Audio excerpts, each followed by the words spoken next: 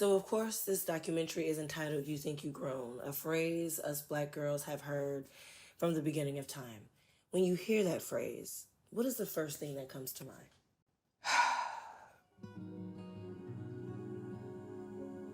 When I hear that phrase, I think of the many times I was in grown folks' business. Don't wear that, you're too grown. Don't do that, you're too grown.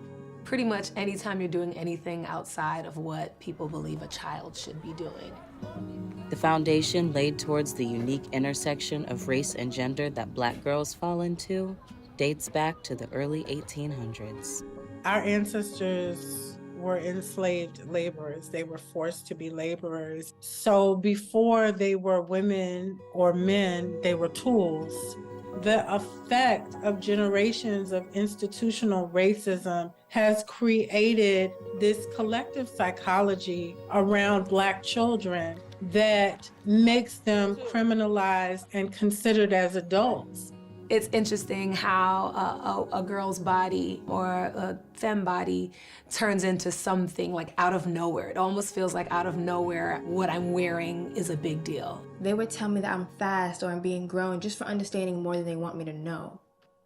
I've been told so many times that the way that I dress or the way that I talk or the way that I behave is as if I'm trying to get like men's attention or men's validation, when really I was just wearing clothes, I was just talking, I was just existing. What follows them into adulthood is the insecurity of how I look versus who I am and how I feel.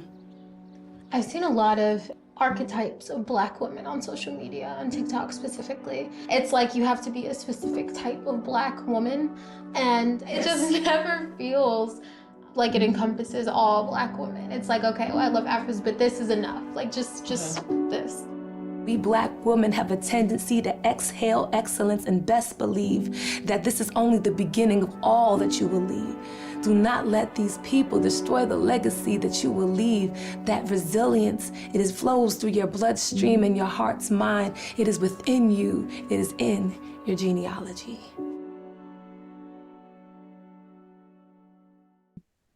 Hi everyone, welcome to a new episode of Carolyn Talks. This is the podcast / YouTube channel where I, your host, Carolyn Hayes, film critic and journalist, speak to film creators around the world about their work, the industry, and what inspires them. And today I'm joined by Chanel Dupree to talk about her documentary, You Think You Grown Now? In my head, I'm always putting the now at an end because that's kind of how Beijing say it, but it's actually You Think You Grown, the adultification of Black children.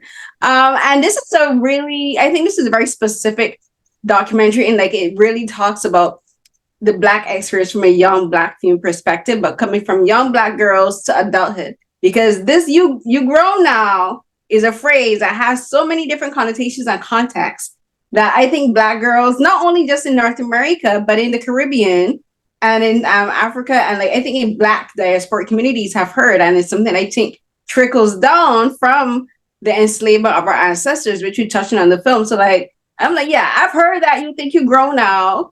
Are you fast? You think you fast and that kind of stuff? So we'll get into all that. But this film touches on something that is very intrinsic in our culture and something that our older generations don't want to contend with. And the film is about confronting that and about the dichotomies of Black culture. And I think also how it interconnects with, I think, Christianity and progressivism. So like, thank you so much to Chanel for joining me to talk to me about her documentary. Yay! Thank you. Thank you so much for having me. I'm so happy. No, thank you for like reaching out to me about this film, because this is something that me as a Black woman and as someone who has talked about stuff like this before, about how Black young girls are treated, and something that I myself, even at 40 years old, I'm going to be 41 this year, I'm still dealing with the consequences and the ramifications and the trauma of a lot of what is discussed in this film. So my first question for you, so I usually like to ask my guests sometimes what inspires them to become filmmakers. And for you, I looked at this film, but then I also looked at some of your other projects. I watched the one called Strollers, which is a short film about this young Black woman and her tumultuous relationship with her mom, and how she found a safe space with a friend and her friend's mom. And you also have another, it's a web series called Black Retailers. And I find your stories are very much not only about Black the Black female experience, but very specific aspects of the Black female experience with regards to friendship and relationships between mothers and daughters and culture. So like as a filmmaker, what inspired you to become as a filmmaker, but then to also like kind of like focus your projects on this? Was that intentional, or did you just kind of gravitate to telling those sorts of stories? Ooh, so I was one of those kids I was glued to the television. I started out acting at first.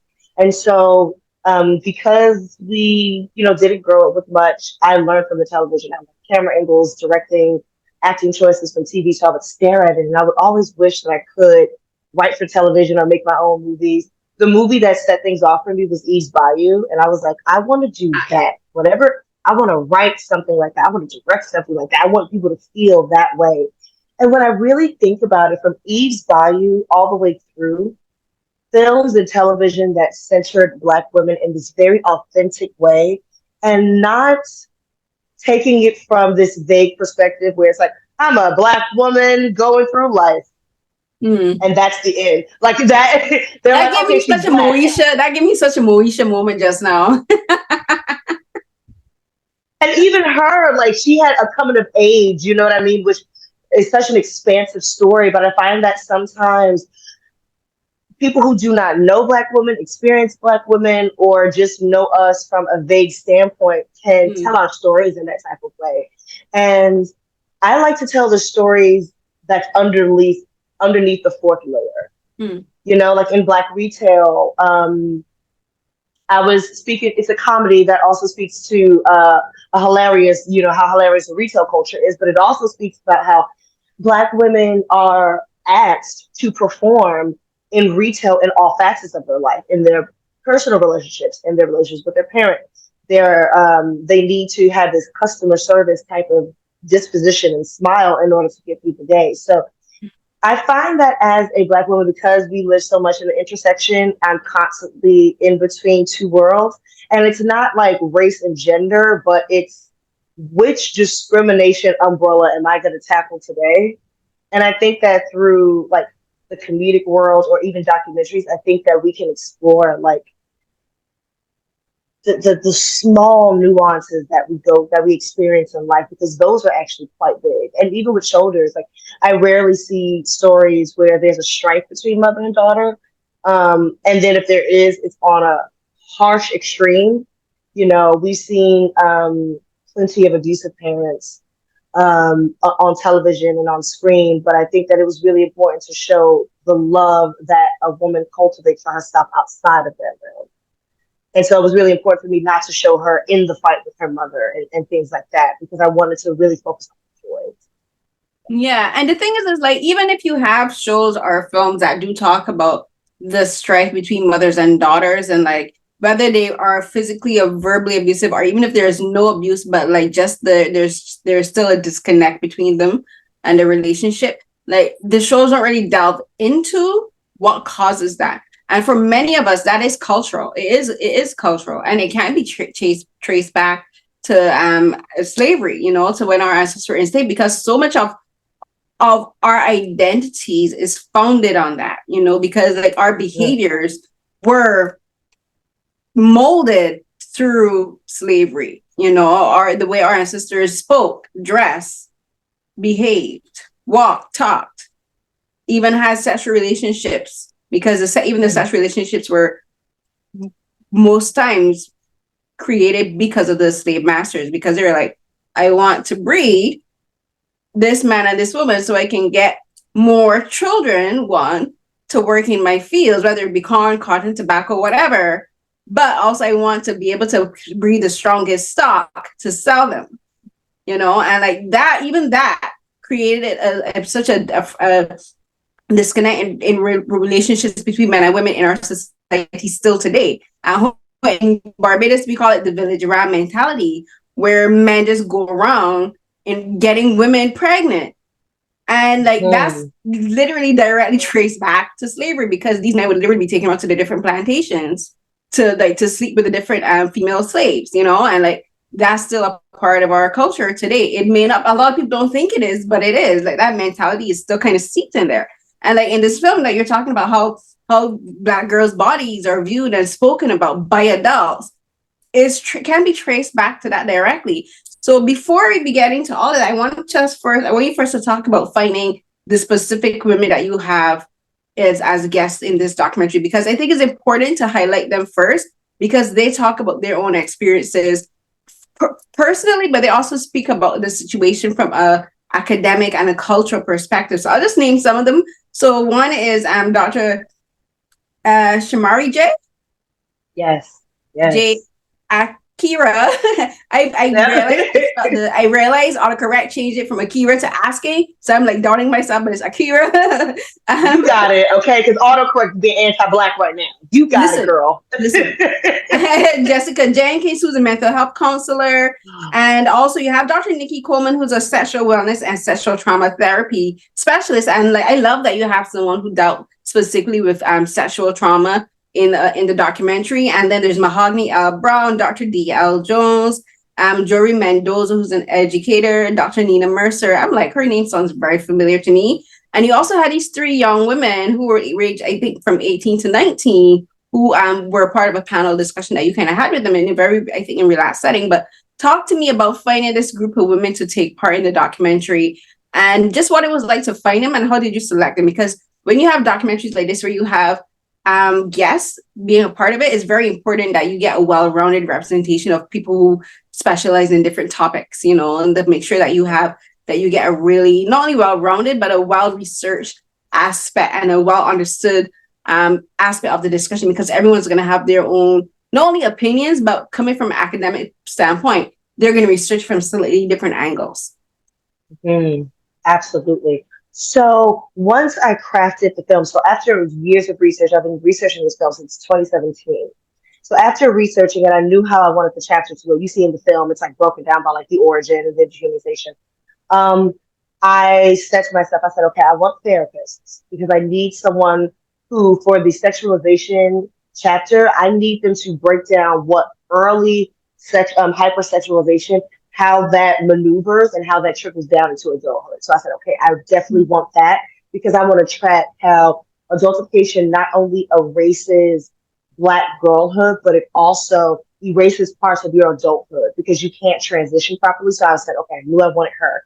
I knew I wanted educators specifically to that specialize in Black women's studies. And from there, like outlining the categories in which I wanted people to speak to, I was able to find these women. So a lot of these women, because I've been researching since 2017, I've been like following on social media. Dr. Nikki, for example, I don't know if you know Kimberly Foster from For Harriet. Yeah. Love her. Love her. So For Harriet actually had a show where they were speaking of sexualization of Black women. And I watched the interview. I saw Dr. Nikki, followed her on Instagram, kept a mental note of that. Dr. Shamara, she specializes in talking about adultification and actually has programs for young Black girls. Kept her in the back of my mind. I had the pleasure of knowing the majority of the cast, though, like Dr. Nina Mercer, Mahogany L. Brown, Jennifer Falou, Chanel Gabriel, who ends our film. I had a wonderful pleasure of meeting them through poetry. I actually had a very small career in poetry, and I met them through that work. Dr. Nina Mercer was also my professor in college. And the minute I got that brilliant woman's email, I tucked it into my vest. And I was like, whenever I do this film, I need you. That was really how I found a lot of these women. And I have to accredit my casting director, Ron Artis Jr. He actually found the young ladies that I spoke to at the end. I let him know, I said, I want girls of all different backgrounds. I want to have a range of color. I want dark skin, light skin, brown, whoever, just really open to speaking about their experiences. And I got really lucky. They were the first 3 girls to submit, and they were outstanding. They had to submit about a 1-minute video expressing why they wanted to be a part of the documentary. And not to be clear out, I was just like, if I was this articulate at 17, I'd be running the world.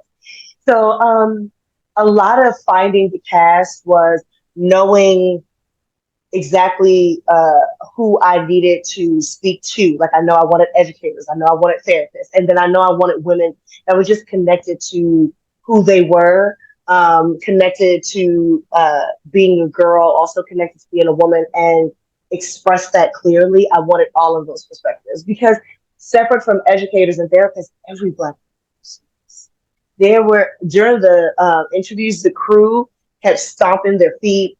And remember when I told you that the sound design needed to get finished? It's because they were taking out foot stomps. And Oh, they should have left. we kept a couple in. We kept like a couple of ones that I feel like the audience is also gonna, have that reaction as well with the group. But I did want like everyday women as well, like separate from academia, separate from like their practice, just people who can speak to who they are and their experience. Yeah, and I think that's important because every Black woman goes through this, and like whether we recognize it or not, it does happen.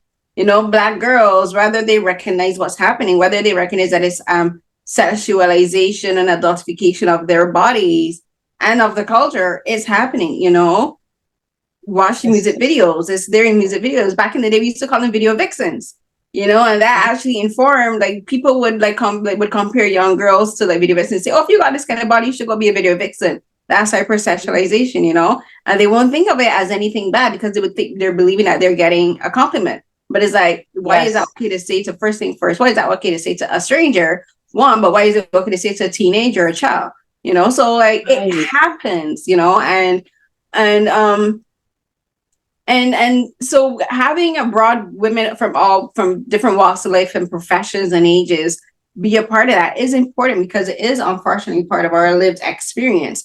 And so like for the first, like, as you mentioned, the film is divided into a few chapters. So the first chapter is Stars in the Souls, which is the origins of adultification. And this is where like you begin the film, you trace it back to slavery. And basically is talking about how we know what happened during slavery, and people, I don't even as I'm here thinking about it, I'm going to change what I was going to say, because one thing I'm always cognizant of is me being from Barbados. I find that I do have a very different experience with how I relate to slavery to North Americans. And part of the reasons for that is because I'm from an island. So like the history is right there in our faces. Whereas like every day, like you walking down to school, you can pass a farmer plantation, you pass the cane fields, and those cane fields were worked by enslaved Black people. Whereas like for someone in North America, they might never see a plantation because if they're from the city, from an urban or suburban environment, they might never travel to the South. They might never travel to a place where slavery existed. They know, but they might never see the actual places that it took place. Right, so because it's been covered with buildings and all of our plantations have been covered in buildings. Exactly. Ours are not. Our plantations are still standing. A lot of them are owned by the descendants of the former slave masters, or have been bought by Europeans who oh, I want to own a plantation house in the Caribbean. And they may not own the fields for some of them, but the fields are owned by like the rum factory, Mount Gay Rum. If you know Mount Gay Rum, Malibu was produced in Barbados, and the rum for those drinks are made from sugarcane fields that was worked by slaves. Like one of our national museums is a farmer prison where enslaved Black people were held, as well as Navy people, like men who mutinied or whatever, would have been held in the stocks there. So like that's a part of everyday life. For primary school, you go to a field trip to a plantation house. And like there's working plantations where they produce rum, and that's where tourists go to like get like locally made rum, and they get a broad sense of it, but they don't really understand the consequences and ramifications for it. And so like I always find, like, for me, when I talk about slavery, I'm always cognizant of letting people know like there's differences in the culture and how it's approached culturally. And I think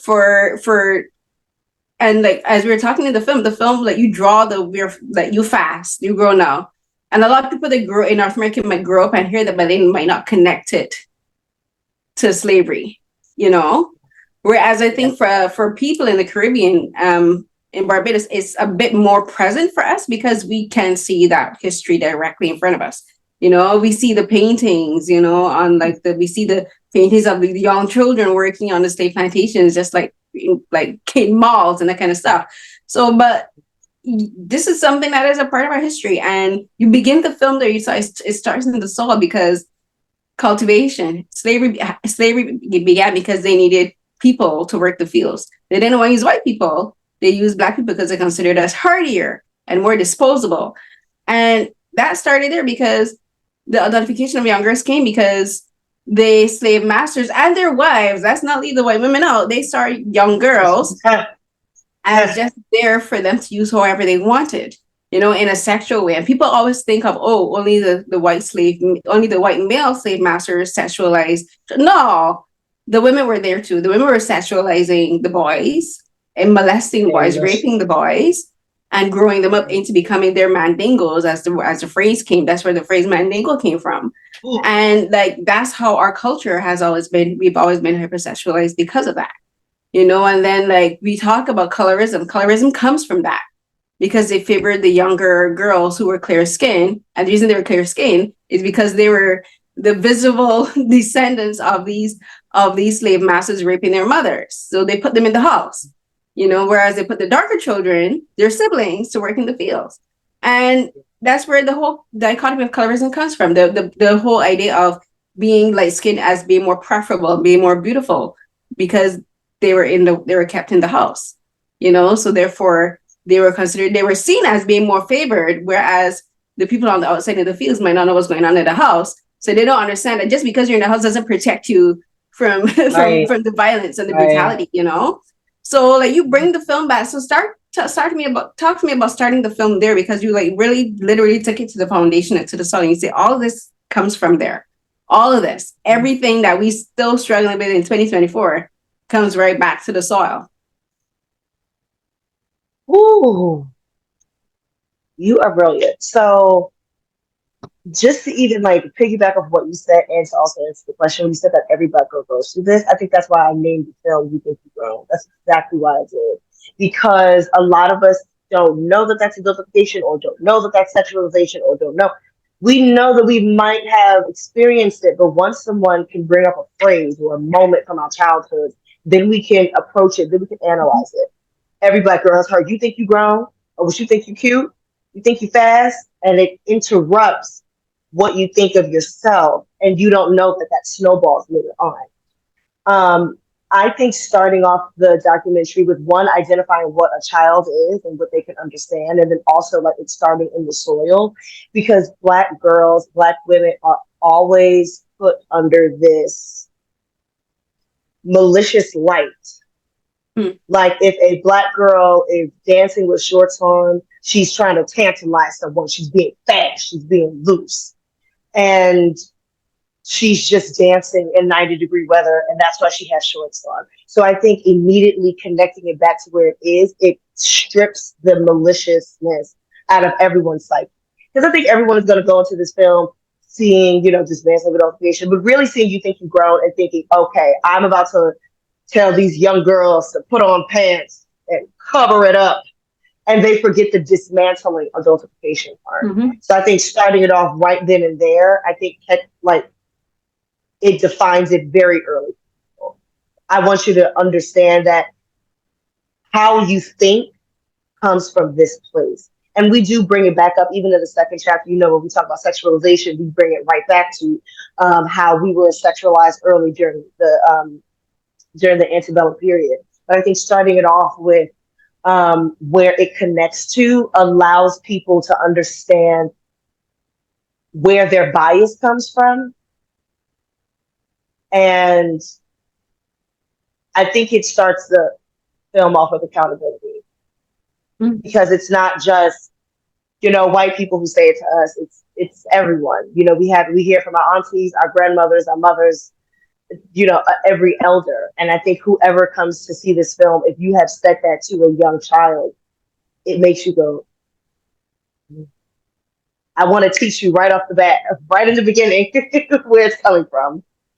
So yeah, I think that's why I really want to start with in the soil, because you always want to figure out like when are you going to connect it back, and when are you going to, right here. And I'm going to show you examples from, you know, social media and our everyday culture as to how it relates back to slavery.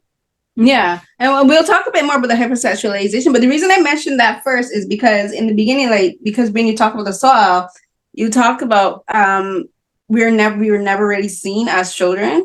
And again, that has to do with not only slavery, but even after the abolition of slavery. What is that a word? Not in context. The abolishment of slavery in the Caribbean, and it was to Latin America, South America, North America.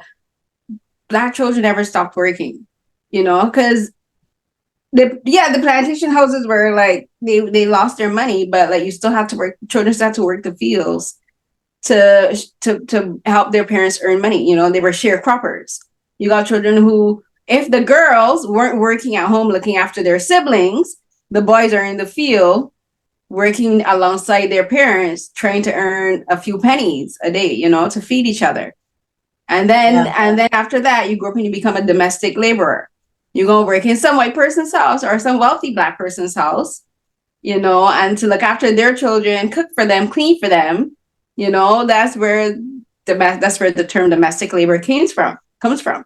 Black young girls and women and men working for white people, working for wealthy people after slavery. Like they never got to have a childhood. Like the idea of expecting young Black girls to look after their siblings, again, could be traced directly back to that. Like my grandmother was she would be what we would be called now a PSW, which is a personal support worker, which is basically like an at-home nurse. But that was her job. She looked after this wealthy white families. They were from England. Their mother, the matriarch of the family, she lived in Barbados. My grandmother looked after that woman for, I think, I grew up with my grandmother working for that lady, and she looked after that lady, I think, for like 40 years. And but my grandmother worked for them, and like there were so many other women like them. I worked as a maid, I've worked as a maid privately and worked as a maid in like hotels. So I've done those kind of jobs. That's common. It's common for us to look after people's children. I've worked as a nanny. My first job out of secondary school was I worked at a daycare nursery. That was my very first job out of secondary school. But even before I graduated, I was still working in retail. Black retailers. I'm familiar. I worked at a men's fashion wear store at Beds. I worked so in the Caribbean, like we're not only Caribbean, but in Black community, we're expected to work from very young, because our parents are like, oh, you gotta help support this family. You're a teenager, you're a child, but you gotta help pay the bills, especially if you were growing up with a single mother. I had a single mother. My mom like, 14, 15, go work. Gotta help pay the bills. My bill was I helped pay the electricity bill. My sister would help pay the water bill. My sister started driving. She would help put money in the car for the gas and that kind of stuff. Like that's an expectation. And when I was watching the film, I never really thought about it until I was actually watching the film. I was like, yeah. I was like, what would I like? Did I ever? I had a childhood. Like I watched TV. Sesame Street. I had like the time running around in the field and like running down the street with my friends. I had all of that, but then it was like I was also working from a very young age. I've never not been working, right? And like that's so common. That's expected of us. Like we don't ever really have full childhoods unless our parents are financially in a position to do it. And so like the film again starts there where it starts. The adultification also comes from the labor that comes with that. Yes. So because of the labor, because we're seen as being viable for work from very young ages, people start to see us as adults and mature as children. They're like, oh, you can go work, therefore you're an adult. Yeah. You're an adult. Because you can provide food or something for the family, now you're an adult. However, stay in the child's place, however, be an adult. It's like I can't be in two different spaces at one time. I can't be an adult but also be a child at the same time. But you're expected to do both. Yeah, they'd be like, you need to be more mature. Okay, you're being mature. Now why you think you didn't grow people's fit? I work 40 hours a week. I love that you tied it into church too, because again, I grew up in Pentecostal and Adventist church. They'd be like, go be a child, go do child things here, but you still expected to have a position in the church. If you want to be an usher, a secretary, a chorale leader, all these kind of things. You want me to take on adult positions of leadership at that. Go like lead a children's Bible study class, that kind of stuff. But yeah, still be like a child. What is it? At home, you got to do all of these chores. Technically adult, which I'm not against chores. I believe in chores, but there's still a level of responsibility where you expect your child to make decisions that an adult would think like, okay, is this time I have to get up, go clean my room, get up, go wash the wares. When I was in school, I wore a uniform, press my clothes for school the day before. you know, clean my shoes the day before school, you know, make sure my backpack and everything packed, you know, when it was time for me, when I was old enough to do my own hair. Those are technically grown things to do. Right. But And a lot of like still, older, you know, siblings, they're cooking for 5 people, and you know what I mean? Like cutting a whole chicken at like 13, and you know, free go make sure the chicken thawed out before I get home. So technically grown. yes. And that's all part of our experiences, you know? And like the film really made me think of that. It was just, I've never really thought about it in that way, but I'm like, yeah, like I've been doing grown things my entire life, you know? And that's how we get to adulthood, and we tired. We're tired because we've been adulting for way longer than we realize. Mm-hmm. You know what I mean? Childhood was kind of cut off, and adulthood started too early. So it's like by the time we're in our late 30s, early 40s, I'm pooped. I've been grown since I was 11. Mm-hmm. It's a lot more years of adulting that I'm supposed to have. Right. And because you said you were writing this film from 2017, you started doing your research around that time when you were like finally actually in the process of recording the interviews and stuff, like, and for this particular segment of the film, what were like, because so much is discussed in the film, but like what were the things that like you guys, like you and the other ladies talked about that perhaps didn't make it into the film with regards to this particular idea of being adult? Because I think adultification is such a broad term because it can do with sexual hypersexualization. It could do with familial responsibility, like economic responsibility, educational responsibility. And like you touch on all of these different things, but what perhaps was something that you guys talked about that you just weren't able to fit into the film, like maybe for timing, or didn't really quite work with the theme? We have so much left on the cutting room floor. We have enough for another 1 hour film. Like there was the first cut of the film was almost 3 hours. There's so much. Oh my God. I would say a lot of the ladies speaking of their experience in school, being adultified by teachers, by administrators, also peer-to-peer adultification because they dealt with it in the class and by their parents. Now their friends are doing you think you grown, you think you fast, and you being fast. Ostracizing other young ladies that are their same age because they think that they're being sexual. Just a lot of the internalized adultification we had to cut out. How religion also interrupts, has a lot of adultification, but also that blend kind of interrupts girlhood as well. Oh my God, the young ladies spoke a lot about social media and the effects of that. I really wanted to speak to them because you and I had the pleasure of having a childhood without having to go and see memes of ourselves, worry about being recorded outside in public. You know what I mean? Like, if I was 12 years old looking at the things that people say about Black women online, I would be so sad. Like, I probably wouldn't even want a social media page for how rampant and, like, widespread it is. I remember, you know, reading, like, in magazines and stuff, but never to what the kids are. I had High Five, which is a platform, which High Five was before Facebook, and I'm convinced that Mark Zuckerberg stole the idea from Facebook and High Five. That's all I'm going to say. But I'm serious. Like, if you go look at, you probably can't even find High Five anymore. It was spelled HI with the number 5, but that was big. I remember. It was High Five, and then it was MySpace because High Five sat right in that pocket. But yeah, I'm glad I wasn't on the precipice, like not only because we didn't have social media as it is now, but also our cell phones were camera capable. So I'm glad. Hello. If we wanted to upload pictures, they weren't coming from our phone. We had to download pictures from not even a flash drive, a floppy disk. Yep. And put it on. So we had too many extra steps to make it worthwhile.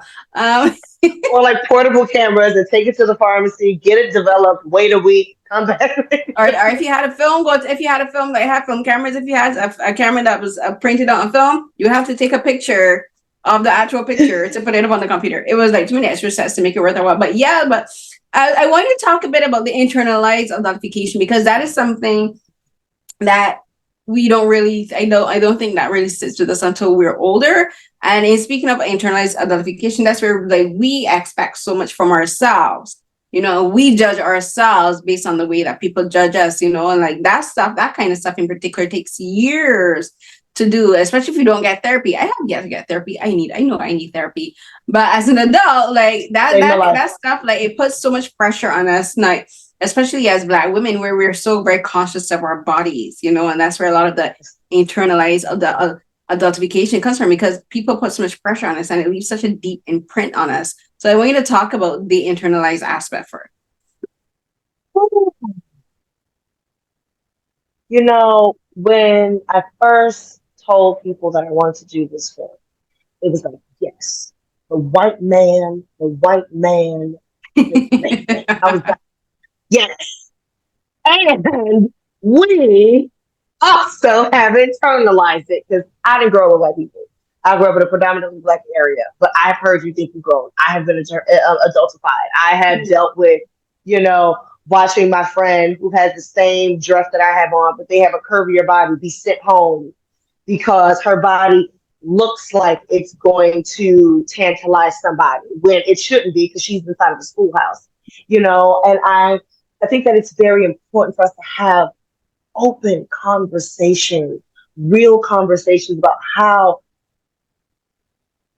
an oppressive bias has internalized in our community, and we need to get it out. It's the same as colorism. It's the same. We have internalized these ideals and we perpetuate it back and forth because, of course, we've been fed adultification our entire lives for years, over 400 years now. So, of course, we're going to internalize that. Of course, we're going to spew it back at each other. And sometimes it's for protection and sometimes it's for projection. But either way, you have to clock yourself and analyze, okay, well, am I stripping this person's agency away? Do I believe that this young child does deserve agency? If I don't, I need to analyze that. And I think a lot of times, because the origin didn't come from us, we feel like it's not our responsibility to dismantle it, but it is. It is. And just because white people are going to continue to do it, oh, well, we shouldn't stop. We should. Even if a Black person is going to continue to be racial towards me or adultify me in any type of way, people within my community shouldn't. You shouldn't have that weapon, and we shouldn't form it against each other. So I really do think, like, I want us to have a long conversation about that, specifically two Black women. Jennifer Fowley speaks to that towards the end of the film about how, like, you know, we love each other. We're marginalized and we are penalized, and we take that and we shoot the next woman with it. And we have to stop doing that. We have to, but before we do, we have to have a conversation and acknowledge that it exists. No, it's true. We do have to have a conversation. And I think for Black women especially, it's hard because we've been told so much. For so many of us, we've been told, don't talk too much, you know, don't talk too loud, don't be too opinionated. You know, don't show people how smart you are, you know. Like, they'll tell you, go to school, get an education, but then you go to school, get education. Oh, so now you think you know you're better than everybody. You think you better? Oh! You sent me here. What are you complaining about? You're the one talking to get an education, grow better myself. So now I was like there's so much. Society gives Black women a goal and then moves the goalpost. Go to school. Go to school. Oh, you think you're so smart? Okay. You take off that wig. You're supposed to love yourself. Wear natural hair. You wear your natural hair. Oh, you nappy headed. It's like every time you say that this is you do this and you're going to be considered as a human being. And then you do it and it's like, haha, gotcha. Yeah, it's like damned if you do, damned if you don't. So that's where I'm of the opinion. Like, you know what, just damned if you don't. You can keep damning me all you want because I'm going to do it anyway. But that's what creates such a dichotomy for us and such a contradiction for us. It makes life so much more difficult than it needs to be, because like just existing is a problem for us. Like for people, like talking about the bodies, like growing up in the Caribbean again, like Barbados is the Caribbean is very interesting in that we have Carnival. Crop over is such an intrinsic part of our culture. You know, it came from the celebration of the end of the crop, the harvest season, crop over, literally the end of the crop. And like our bodies were become a celebration of that because like slave masters told us how to dress, you know, like Black women, you can't do this. You had to take on laws, which means we had to cover our hairs. So like crop over came out of that, where like the skimpy clothes is a celebration of being able to show our bodies the way we want on our own terms. You know, we're not being forcefully stripped, we're not being forcefully beaten and all of that. But then there's also the very puritanical side of the culture, you know, which came from, again, the slave masters using religion, Christianity, Protestantism as a way to like strip us away from our ancestral roots, you know, our cultures, our traditions, our music. Oh, Black music, the whole syncopation music of this whole syncopated beat and all that is demonic, and like that comes straight out of them trying to strip us away from our ancestry, to demonize our ancestry, to make us follow their path and their beliefs, you know. So going to church in the Caribbean is so interesting, because you'd have people like in North America, talk about going from the club this Saturday night and going to church this Sunday morning. For the Caribbean is slightly different, is because you may not necessarily go to church this Saturday night.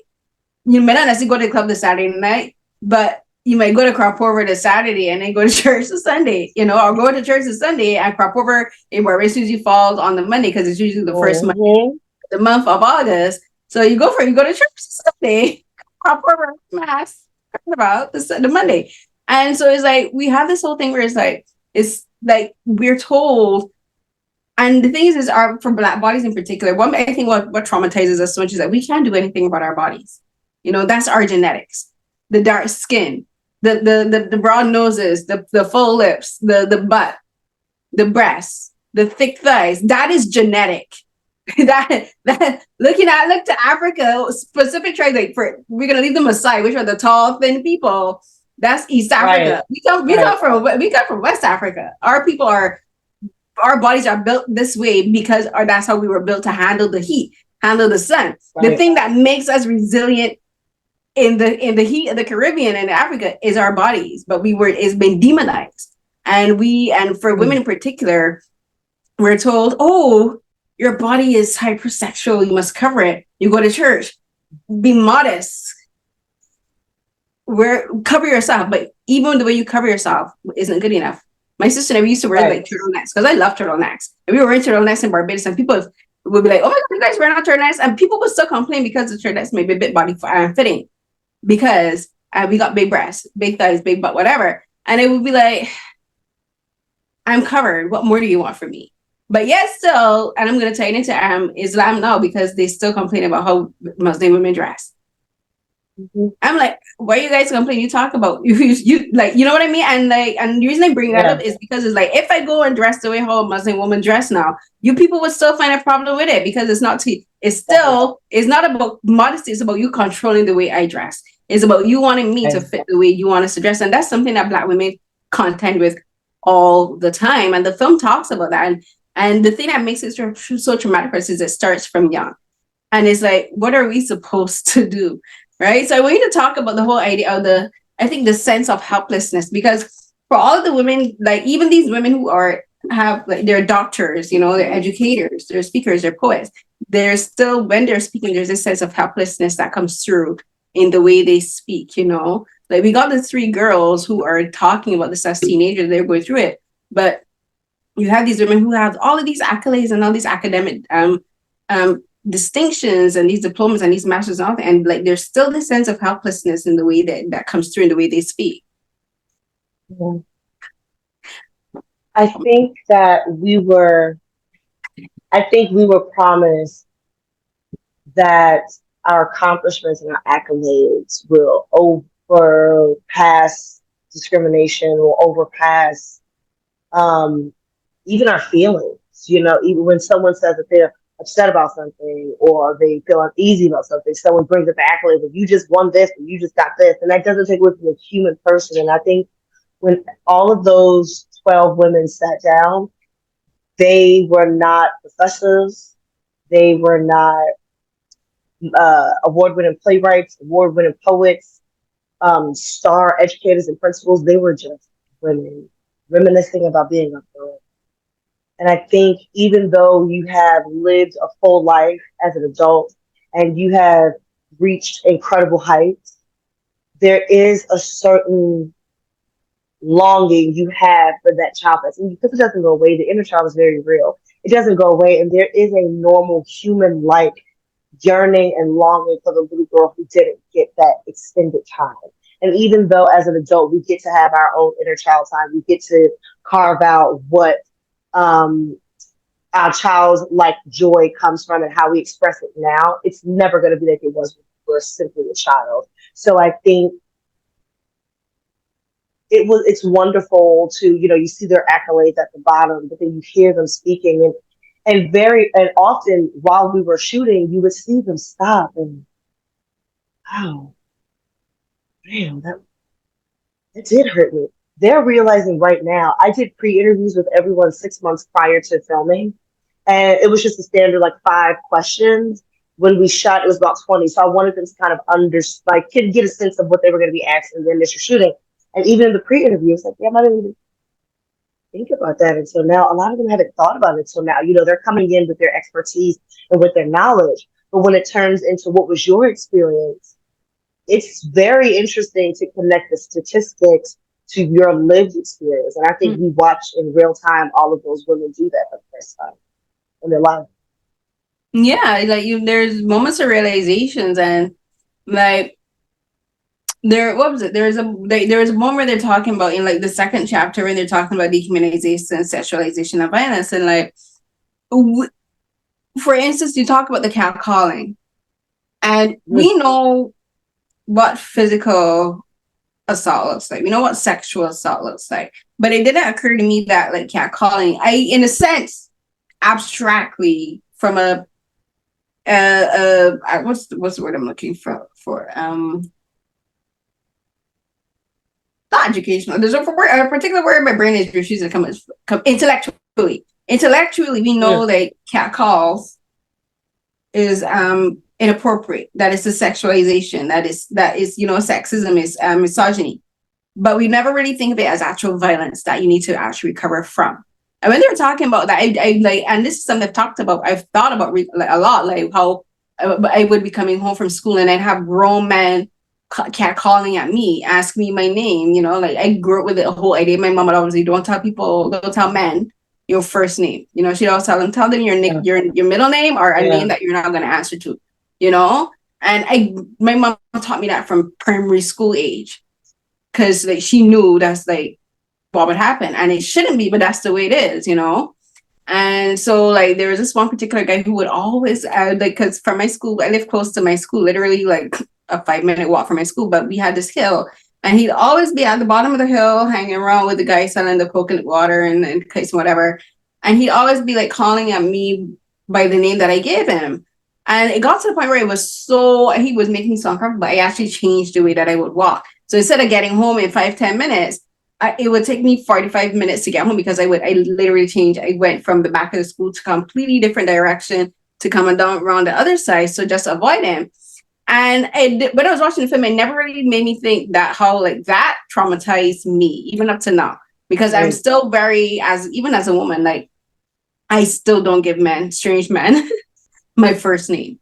I'm still very weird, even though men in Canada don't necessarily catcall the way they do in the Caribbean. When I get on the bus and the train, I'm always so very wary of men sitting next to me. I try not to. If I only sit in the corner seats, if I have no other option, I always try to leave myself a space where I can get away quickly.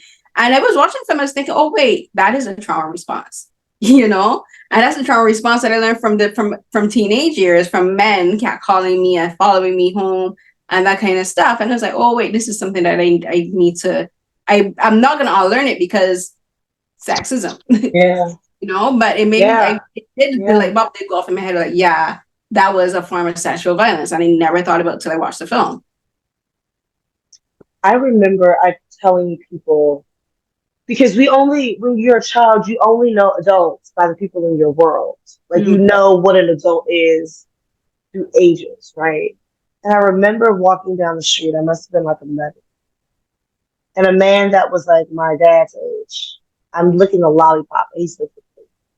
So disgusting that even to this day, sometimes I can't even get mad at my mouth, because I can't believe you would say that to a child. And I just remember at first not even being able to compute that he's talking to me, because I'm a kid. And then I'm looking at someone that is like an elder. You're the same age as people who raised me. And I said to my friend the other day, I was like, once one person sees you as a sexual being, it's like it sends off an alert to everyone. And then you are no longer safe in public. There's a day in every woman's life where they went outside and it was never the same again. Mhm. And it all happens before the age of 15. We all say 10, 11, 12, all of those things. I remember running home because there are men following me from the train station and screaming out, somebody help me, somebody help me. All of those are trauma. And I think because women, we go through so much in strife and we just take it and just keep moving, especially Black women, because we're expected to. We're not expected to process. We're not expected to really have agency to speak out to us, things to just take the punch and keep it moving, keep it moving. And I wanted every woman sitting there to say, oh, that was sexually violent towards me, because I want you to take it that seriously. I want you to also have different conversations with your girls. Like Dr. Nikki said, she was always told, just ignore them, mind their business. She was never validated her feelings of being scared. And I think once we know that that is a part of sexualization and violence and abuse, that we can empower our girls a little bit on ways that they can advocate for themselves. Because unfortunately, without a huge shift in society, I don't know if we're ever not going to see that forward. We're not. I don't know if there's going to be a time. We're not. And one of the reasons for that is like men are never taught to take responsibility for their actions. The responsibility always falls on us. And I say that because, like, for instance, talking about the catcalling, we're expected, their men are not told not to catcall us. We're expected to change our behavior so they don't catcall us, you know? Even though ignoring them could lead to angering them to possibly hurt you. Exactly. Right. I'm expected to not acknowledge my real name because giving a man my real name is a possible danger. You know, I have to change my entire route to get home because of a man following me, a teenager. This was when it was like this was around from grades from you guys. I'm not sure what grade it would be, but we would say second form in secondary school. So it was 12 straight up until this, and this had lasted years. Cause like, even when I went back home to Barbados for the first time after I moved to Canada, he was still there and he called me by my name. I was like, you've got to be fucking kidding me. Excuse my language, but yeah. But we're expected to change our behaviors. Talking about the clothing again, you cover it yourself so men don't look at you. And I remember, I was like, why don't they watch what they like? Why should I be responsible for how men see me? And like one of the biggest fights I ever had with my mom, and this was as an adult, 30 something years old. And this was when I went home, this was in 2021. It was like around 2021. And I had this big argument with my mom, and because I had on, it was home. I was in a crop top and I was in shorts. And I remember I left home to go to the corner store to get a drink, a Plus, my favorite drink. And my mom was like, you know, you should be walking like that because like you don't want the men looking at you anyway. I'm like, wow, how is the way they look at me my responsibility? You know, I'm like, how is that my fault? How am I supposed to make myself uncomfortable? It's hot, blazing hot in the Caribbean. I'm a grown woman. I'm in my 30s and I'm dressed I'm not naked. I'm in like a crop top and shorts. You know, why am I supposed to change the way I look to suit some random man first that I'll never see because I was about to Canada. I don't even know who he is. Some stranger that is not even gonna last in my thoughts. Why is that my responsibility? You know? Right. And I'm like, and there's no gateway. There's no easy route. If I'm covered head to toe, I will be harassed. Women get harassed. There's no like. Thank you. Muslim women get harassed and they're covered head to toe from wearing a hijab to long skirts and stuff. They still get harassed, you know? Like, it doesn't matter what we wear. And it's like, I'm always like, why is it our responsibility? Why does, like, we always say, like, men should teach men not to rape. It's not only that, teach them not to harass, you know? Keep your eyes to yourself. Not to disrespect consent, to hear no, accept it and move on, to not coerce someone into sex, to not coerce someone into doing anything. The umbrella of consent and sexual assault that we need to teach, like, it needs to be implemented in sex ed way earlier. It needs to be taught in junior high school. Like by age 10, they should be taught good touch, bad touch, no, yes, like all of those things. This is like from kindergarten age, because and like one of the women in the film, she talks about it, like, you know, like there's this thing where like say, go hug your auntie, go hug your uncle. I've always hated that. I'm like, leave the child alone. When I worked with kids or with in JK with junior kindergarten and kindergartners, I would always like teach them consent. Like the kids would be like, oh, I never hug the kids unless they hug me first. You know, and if I'm gonna help them, even when I was helping them get dressed, I'm like, can I help you put on your shoes? Can I help you put on your socks? Can I help you put on your coat? You know, I taught them, if you want someone to touch you, you tell them. If you don't want them to touch you, you tell them. And I would also teach the children, if someone says stop confusing them, if one of these other kids here, your classmate tells you, stop humbugging them, stop humbugging them. You know, if they say don't touch them, don't touch them. And it even has to do with respecting possessions and boundaries like that way. And so like it has to be taught from young, because, you know, we got this whole idea, oh, a boy is tease you because he like you. That's harassment. Right? Right. That is harassment. And then it grows into, you know, when you get into a relationship with someone that's abusive, you think that, ooh, them being abusive towards me and dismissive towards me, they like me. Because that's what I've been taught. The boys like you, they're mean to you, they hit you, they push past your consent because they really just want to get next to you. It's so romanticized and normalized between us. And like even as you're talking, is like girls are taught that if an older man says something sexual about them, it's a compliment. Instead of teaching the girls, instead of telling the girls, no, that's inappropriate, that's harassment. If any man who's a grown adult is coming on to you, that's like, you need to tell them that. Instead of telling them that, you're so mature. Exactly. Right. You know, it tells them, oh, that because you're mature and that he likes you and that kind of stuff. Like, no. Again, he's trying to groom and manipulate you. Exactly. We're not taught that grooming is like for Black teenage girls in particular, grooming isn't even in our vocabulary. Grooming only comes in our vocabulary as adults. Because they don't think we need to be groomed, because they think you've grown anyway.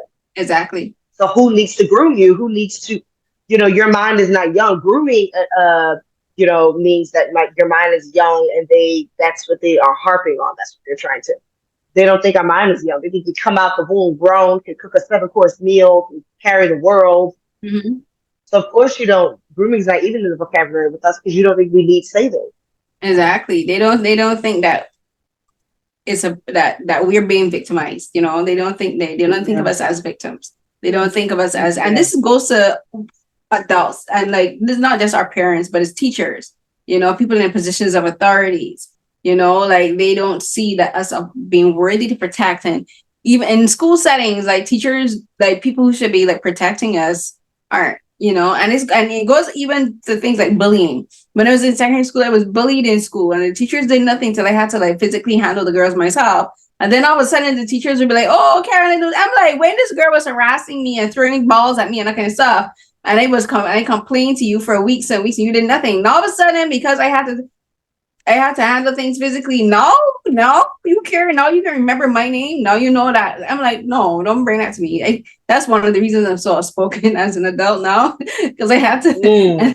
Like that's one of the reasons I am the way I am, because I'm like, my experiences have shaped me into the being that I am, and I'm still dealing with a lot of things and processing. And in talking about that, like, we're gonna wrap it up. So like, something I love that you did with the film is that you ended it off with having the women talk about honoring their childhoods and how they reclaim their childhoods, and how they honor who they are as children, especially as young girls in particular, and how they take care of their inner child. So talk to me about that particular aspect of the film, and then talk to me about how you yourself do those things for yourself, how you honor your inner child, you know, your inner girl, and protect the aspects of your childhood that you still have and that you can still connect to as being a child, rather than just being an adultified child. That's so amazing. I wouldn't have even got to that question if it wasn't for therapy. I give a lot of praise to my therapeutic practice that I've been experiencing for the past couple of years. To know how much our childhood affects our decisions, what we think about ourselves, how we maneuver, who we choose, how we stand up for ourselves, everything. was from that childhood. And I knew that if we were talking about dismantling, I wanted to see how these women dismantle it within themselves so that we could use those tactics for our community. Just like I said earlier, I don't think we're ever going to see a world where there's not catcalling, where people don't see women as something that needs to be controlled and cattled and property and things. I don't know if we're ever going to see that world. But what I do know is that if we can analyze what we've done to our community and then also look inward towards ourselves and say, well, how am I going to honor it? It was taken from me, it was stolen from me. It was interrupted, it was erased, whatever word you want to use.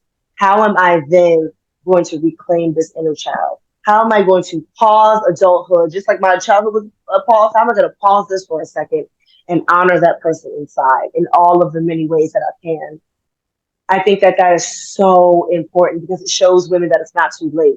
That hope is not gone. Well, I ain't have a childhood, so you know what I mean? No, you still can have one. You still can enjoy those moments. Honestly, for me, one of my new favorite ways, I loved swinging on the swing when I was a child. I don't know what it was. It was just something about feeling like I was flying. If I am ever unsure about something, I got really good news, but I got really bad news, I go on the swing. I'll find a nearby park and I'll just swing. And it feels so good. I literally feel myself reverting back to a time when bills didn't exist, but all of the stress and the strife that comes with sometimes living in this intersectionality as a Black woman. And I get to just put all that to the side and just live and just be, because that's what childhood really is. It's about living and being guided. And so I just feel like I can do that. And another way that I love to do it, I love to watch anything from my childhood. If it's an episode of Martin or if it's PJ and the Projects, I'm putting it on to watch and just have a great time and just to live in that space where I was when my brain first consumed it. So I think those are two ways that I like to say. Yeah, and I think that's important because I when I was watching film, I was thinking like, how do I honor my childhood? How do I hold on to my childhood? And I think one of my favorite things, I never thought of it as that way, but I think it is. Like I always played music from the 80s and the 90s. You know, like my period of childhood, because I was born in 1983, and so I play music from the 80s and the 90s and early 2000s. You know, like those moments take me back to like being in the house and like listening to music on Sundays, cleaning the house, and like those are moments of joy for me. And like washing the car, you know, and watching like Cinderella, like with Brandy's Cinderella, as we like to call it, you know, like that. Like I listen to like the old Disney soundtracks, you know, like because music is one of my happy places. Like when I'm singing, listening to music is my happy place. I play music from the old Disney cartoons like Hercules, you know, Mulan. I play music from like The Sound of Music. I play those kind of soundtracks. And I think doing what I do, like talking to you, doing this work as a film critic and journalist is part of that, because I've always loved film and like film was such an intrinsic part of my childhood, and watching, well, the time that I watched films was the time I didn't have to worry about anything, you know, like I didn't have to think about what was next. I would just enjoy the film. The thing that I wish I could do is go to the beach. Like there's a beach here, but it's not really a beach, but the water is not seawater.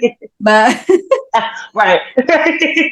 but that's I think that's how I honor. But I was thinking I probably do need to find another way to do it, like just being able to enjoy life, like making sure that I take moments to enjoy life, like by like hanging out, going to eat food and that kind of stuff. Where I'm a broke freelancer, but I still need to take moments to enjoy myself, you know, and like I think that's a way for me to honor the younger Carolyn, you know, like on do the things that I always wanted to do, but I didn't get a chance to do. And I'm like, I think that's one of the things that I need to do more, like be more intentional in enjoying the things that I always wanted to do, but I thought I couldn't do or that I didn't have the right to do.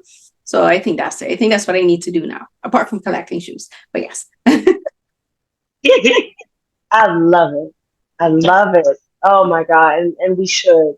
We weren't given it when we were children. We weren't given permission, because people don't think children should be given permission to make their own decisions and say, oh no, I don't like this, or actually I want to be considered in this way, and now we get a chance to. And that's really how I think we can begin dismantling. I think so too, and I think it's important. And I love that you ended the film that way, because I thought it was important to end it on a moment of not only celebration, but a moment of acknowledgement, because that's something that Black women, again, aren't allowed to do.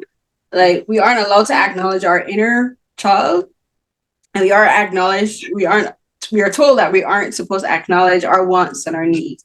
And it's not anything deep or like going to getting a degree or whatever, just like something that it's not frivolous, but so, to other people it would be. Like, one of the ladies mentioned buying a yellow couch. You know, like, that's for her, that's an important thing. And like, I love that. Supposed to acknowledge that we just want something just like that. You know, like, it's considered frivolous, and like, you don't need to spend money on that kind of stuff. And like, as my mom used to say, like, when you're dead, can't spend any money anyway. But right. But that's the thing, like, those, just because like looking at that yellow couch makes her happy, and that's what it should be. You should be doing what makes you happy. But I love that you ended the film that way. So Chanel, oh my gosh, sorry, my eyes burning me and I don't know why. I'm not even wearing contacts, so sorry for that part. I thought my eyes burning me. Oh my gosh. So sorry about. So Chanel, so where can people see the film? Where can people watch it? Because I know, like, for Shoulders is on there's the YouTube channel Aura TV on YouTube that they can watch Shoulders on there. Where can they find Black retailers, for instance, and watch So You're Grown Now? So with Black Retail, it is available for free on YouTube.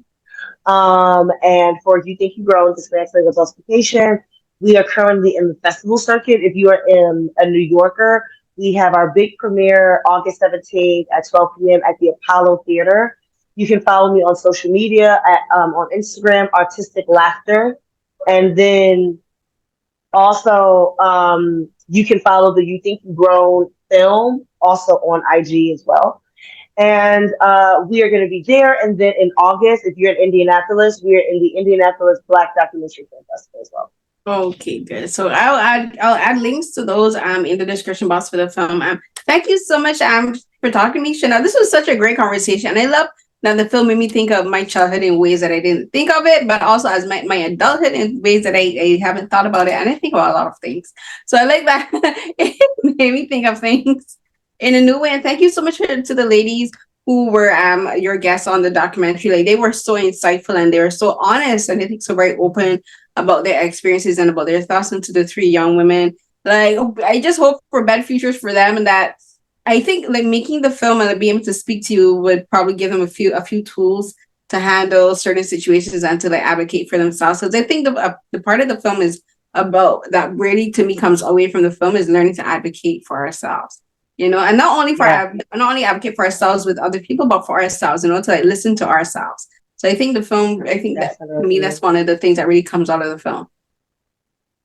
Absolutely. Thank you so much. And the fact that you felt that you saw that, that's exactly what I wanted my audience to see and to feel. And that means the world. Thank you. I'm so glad that you felt seen and heard and valued by the world. Truly. I didn't know. Thank you so much. Yay. Thank you. And congratulations. Thank you.